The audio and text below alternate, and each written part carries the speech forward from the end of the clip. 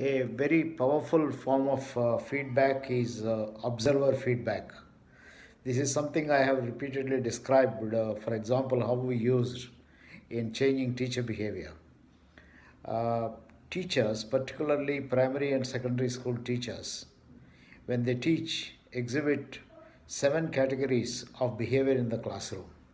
Category 1 is recognizing the feelings of the students. Category 2 is accepting the feelings and ideas from the students. Category 3 is building on the ideas of the students.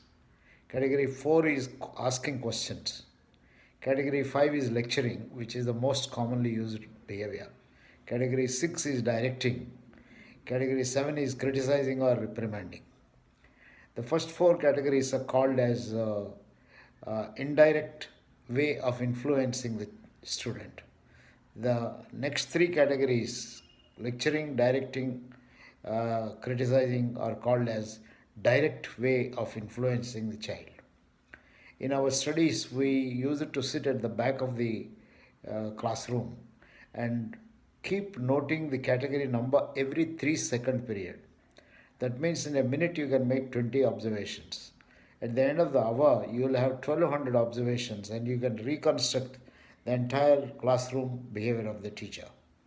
Interestingly, in the studies Dr. Uday Parikh and number of us conducted with grants from the Indian Council of Medical Research in early 70s indicated that teachers' classroom behavior has tremendous impact on the children.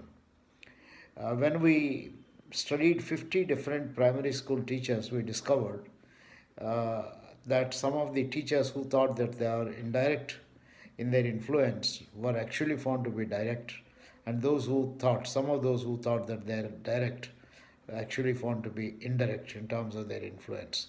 That means they started using more of accepting feelings, etc. categories as compared to the others. So this is by an observer who sits at the back of the classroom and uh, and records using the what in those days was called as Flanders interaction analysis technique. A very similar technique I used in observing field health workers in Uttar Pradesh, in Sultanpur district, with the two of the primary health centers in which we worked in mid 70s, Amethi and Kurebar. Uh, I train a group of people, and I, along with them, used to actually accompany the workers and observe the way they transact with the people in the villages, either trying to sell the small size family norm or family planning methods or helping to improve their health status. We observed the ANMs, family planning health assistants, block extension educators, and so on. At the end of it, of course, we didn't have a big framework except we were looking at sensitivity in communication, listening, understanding, and those kind of things. Then we, of course, conducted a 1 week program in which we gave feedback to the workers and found it has phenomenal impact. Uh, my colleague Dr. Uday Parikh used to be invited by many boards, and in fact, I had also done this subsequently, to come observe the way the board is functioning and give feedback.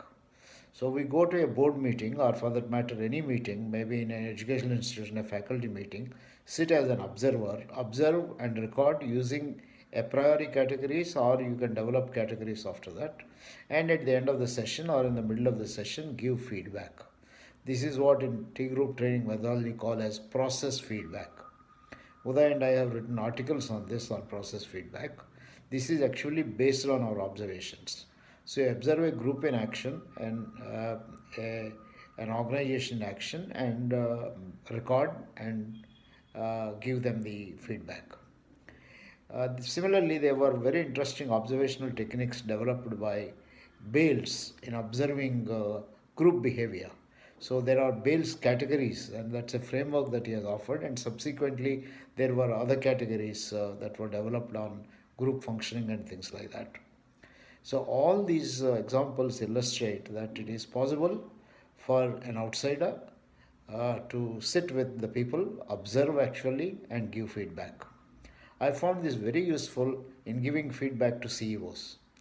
I mean, they need the willingness to let an observer sit and observe all that they are doing. You can sit in his or her office and keep recording the way he spends time, the kind of conversations he has, and so on and so forth. I mean, a whole lot of things can be observed and a feedback can be given. And this becomes a very useful, a powerful uh, coaching tool to observe. The same technique of observing sales representatives has been used by sales supervisors in the past. So this is not a new technique, but this is a powerful technique by a third party or a second party to observe the person or group in action, note down, and give feedback. The observer uses a scientific framework and gives feedback, and such feedback has been found to have tremendous impact.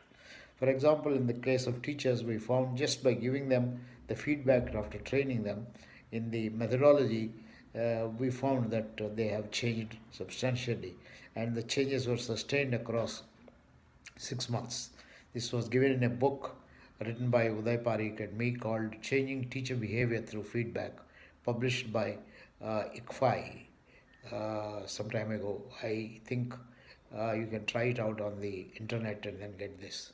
So, friends, observer feedback is a very powerful feedback to bring change in the behavior of individuals, teams, and the entire organization.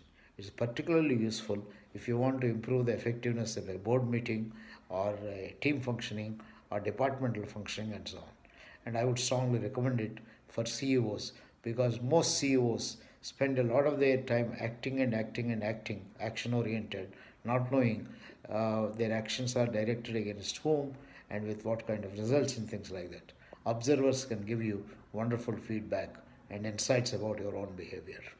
This is the very potential form of feedback, and I hope you will start using it now. It needs a lot of courage. Thank you. All the best from TVRLS.